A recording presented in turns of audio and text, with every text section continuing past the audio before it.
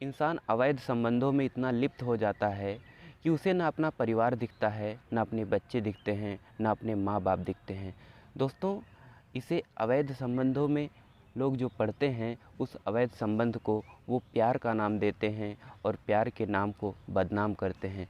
जी हाँ दोस्तों, इस कहानी में ये जो कहानी है, ये जो सच्ची घटना है, ये बंगाल के एक गांव की है, जहां पर गोविंद नाम का एक व्यक्ति रहा करता है, जिसकी उम्र है 35 साल और उसकी एक पत्नी है जिसका उम्र है 32 साल। उर्वशी अपने पति के साथ और उसका एक बेटा होता है जिसकी उम्र है 11 साल। वो पढ़ता लिखता है और घर पे गोविंद कमाता धमाता है और परिवार बहुत अच्छे से चल रहा होता है। तो उन सभी परिवार को कोई समस्या, कोई परेशानी नहीं होती है और वो अच्छे से ज़िंदगी जी रहे होते हैं। लेकिन उनके पड़ोस में एक गोविंद का भाई होता है, जिसका एक लड़का होता है जिसकी उम्र है 28 साल। उसका नाम होता है साहिल। उर्वशी और साहिल का प्रेम प्रसंग चलने लगता है और दोनों छुप छुप कर मिलने लगते हैं और इन दोनों का प्यार इतना परवान चढ़ता है कि वो एक दूसरे से शादी करने तक की सोच लेते हैं।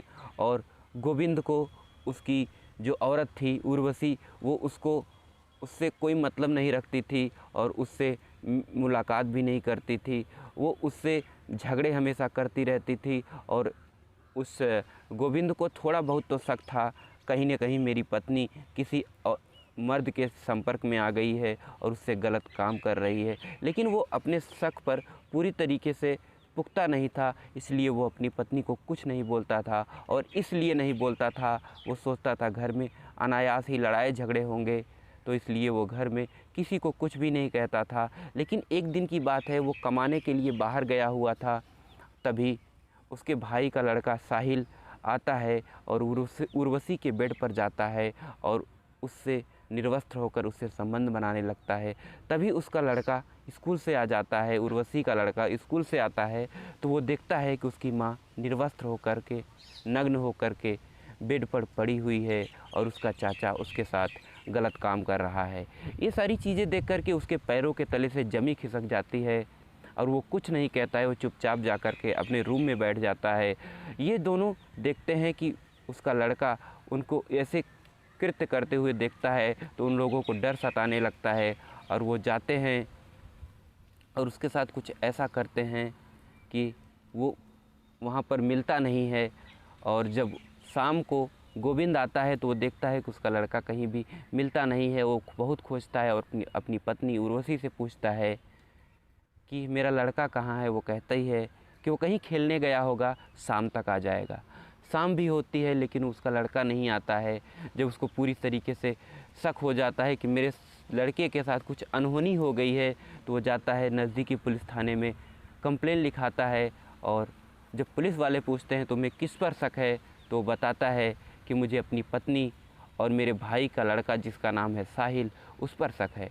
पुलिस आती है, पूछताछ करती है, लेकिन उर्वशी कुछ सही से जवाब नहीं देती है और कुछ ऐसा जवाब देती है कि पुलिस को उसके ऊपर शंका हो जाती है। और वो जो साहिल से पूछताछ करती है तो साहिल कुछ ऐसे जवाब देता है, आधा अधूरा जवाब देता है, तो उसको पकड़ में आ जाता है और पुलिस साहिल को उठा लेती है और पुलिस थाने लेकर जाती है और कड़ाई से पूछताछ करती है। तो साहिल सारी घटना को बताते हुए कहता है कि मेरा प्रेम प्रसंग उर्वशी के साथ चला हुआ है और हम दोनों का मुलाकात अक्सर होती रहती है, लेकिन जब ये काम पर चले गए थे तो हम दोनों इसके घर जाकर के संबंध बना रहे होते हैं, तभी इनका लड़का आ जाता है और हम लोगों को संबंध बनाते हुए देख लेता है। तो हम लोगों को डर लगता है कि कहीं न कहीं ये किसी न किसी से हमारे प्रेम प्रसंग के बारे में कह देगा।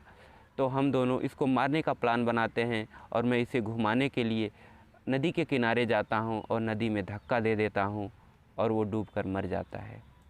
दोस्तों, आप ऐसी माँओं को क्या कहेंगे जो अपने ही बेटे को अपने हवस के चक्कर में उसको जान लेने के लिए उतारू हो जाए और उसकी जान ले ले। दोस्तों, इस घटना की सच्चाई कुछ ऐसी है जिसको सुन कर के आप अपने कानों पर के ऊपर आपको भरोसा नहीं होगा। और लेकिन ये जो घटना है ये बिल्कुल सत्य है। ये सारी घटना को सुनकर के पुलिस उन दोनों को जेल में डाल देती है और उनको कड़ी से कड़ी सज़ा दी जाती है। दोस्तों, इस घटना के बारे में आपकी क्या राय है, आप कमेंट के माध्यम से हमें ज़रूर बताइएगा। अगर हमारी कहानियाँ आपको अच्छी लगती है, ये घटनाएं आपको सच्ची और अच्छी लगती है, तो प्लीज़ चैनल को सब्सक्राइब कीजिएगा। दोस्तों, मिलते हैं आप सभी से किसी अन्य क्राइम घटना के साथ। तब तक के लिए जय हिंद, वंदे मातरम।